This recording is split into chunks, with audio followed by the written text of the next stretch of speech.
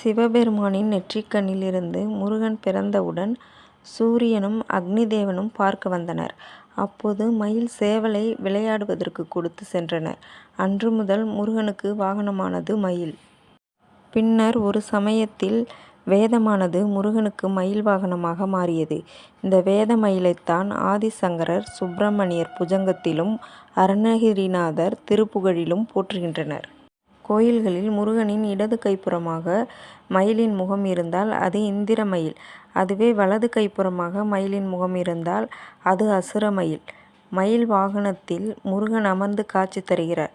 அதுபோல அவரது வாகனத்திற்கு நிகரான மனதில் இருந்துதான் ஒருவரின் உயர்வான உள்ளம், அன்பு, அறிவு, அருள், ஆற்றல், வீரம் தெய்வீகமாக வெளிப்படும் என்பதை மறைமுக அடையாளமாக வைத்துள்ளனர். இதுபோல முருகனை பற்றி அறிந்து கொள்ள லைக் பண்ணுங்க, ஷேர் பண்ணுங்க, சப்ஸ்கிரைப் பண்ணுங்க. தேங்க்யூ.